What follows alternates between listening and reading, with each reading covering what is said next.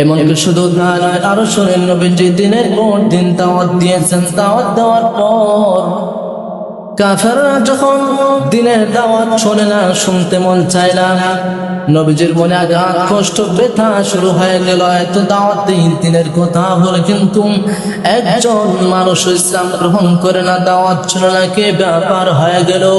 নবীজি পেরেশান হয়ে গেলেন।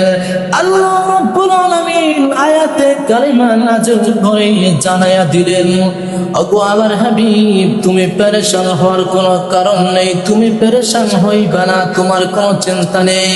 তোমার কাজ হলো শুধুমাত্র দিনের দাওয়াত দেওয়া। তুমি বলতেই থাকো, দিনের দাওয়াত দিতেই থাকো।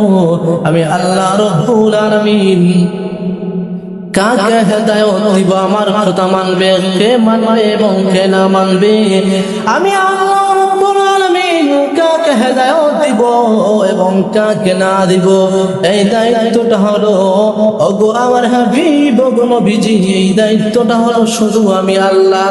তোমার দায়িত্ব হেদায়েতের না। ওগো নবীজি, তুমি দাওয়াত চালিয়ে যাও, বন্ধ করবা না।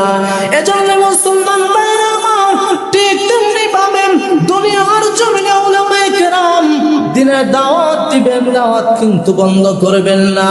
কাফের মুশরিকেরা দুনিয়ার জমিনে নাস্তিক মুরতাদেরা যদি গালিগালাজ করে উলামায়ে কেরামদেরকে জেল জুলুম দেয়, তারপরে উলামায়ে কেরাম দিনের দাওয়াত দেওয়া বন্ধ করবেন, এই কথা বলেন না। না রে মুসলমানেরা, জেল জুলুম দেখাইয়া দুনিয়ার উলামায়ে কেরামদেরকে কোনো লাভ হবে না, হত্যার হুমকি দিয়ে কোনো লাভ হবে না। দিন যদি দুনিয়ায় দেখে তুমি কাফের থাকবা, আল্লাহর ওলি উলামায়ে কেরাম সব মানুষ দুনিয়ার জমিনে থাকবা, দিনের দাওয়াত দিতেই হবে, দিতেই হবে, এতে কোনো সন্দেহ হইতে পারে না। কে মানবে কে না মানবে এটা দেখার কোনো বিষয় না।